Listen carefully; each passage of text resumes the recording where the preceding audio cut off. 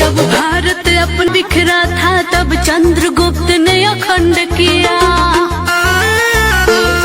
फिर अपनी कलम के दम पे उसे भीमराव ने बुलंद किया। जब भारत अपना बिखरा था तब चंद्रगुप्त ने अखंड किया, फिर अपनी कलम के दम पे उसे भीमराव ने बुलंद किया। उस देश के कुर्सी पे अब तो ऐसा ठग है बैठा, उस देश के कुर्सी पे अब तो ऐसा ठग है बैठा, जो देश को ऐसे बेच रहा कि नाम पड़ा विक्रेता। वो चाय बेचते बेचते अब बन गया देश विक्रेता। आया देश विक्रेता, देखो आया देश विक्रेता, आया देश विक्रेता, देखो आया देश विक्रेता।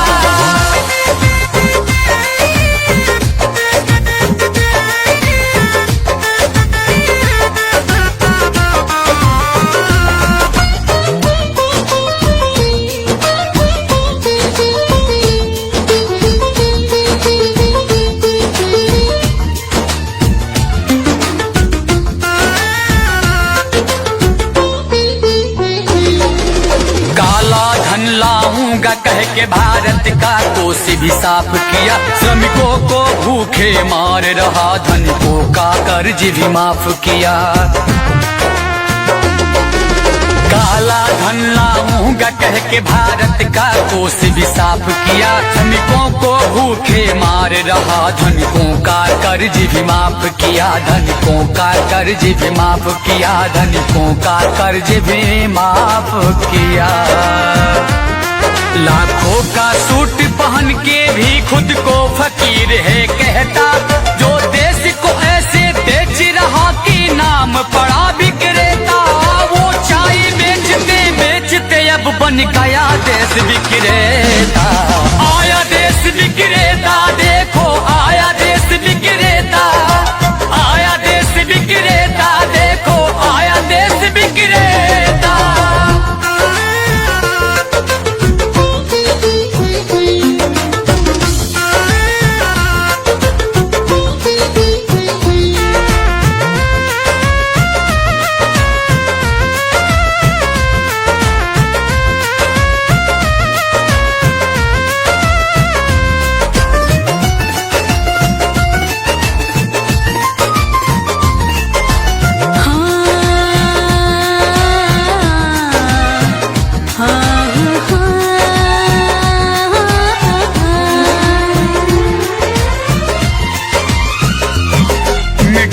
तो उसके जूते का कैसा है स्वाद बताती है, जब जब चुनाव हो तब उसको माँ की याद आती है।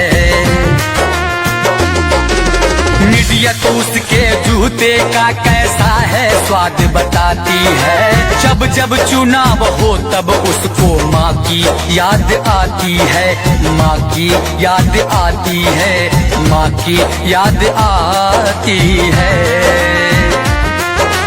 किसी का संग दिल पति है तो वो किसी का मतलबी बेटा, जो देश को ऐसे बेच रहा कि नाम पड़ा विक्रेता। वो चाय बेचते बेचते अब बन गया देश विक्रेता।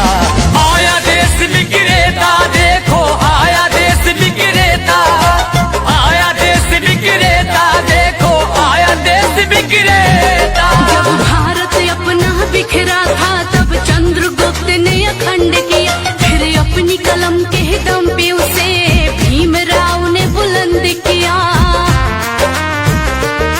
उस देश के कुर्सी पे अब तो ऐसा ठग है बैठा, उस देश के कुर्सी पे अब तो ऐसा ठग है बैठा, जो देश को ऐसे बेच रहा कि नाम पड़ा विक्रेता। वो चाय बेचते बेचते अब बन गया देश विक्रेता।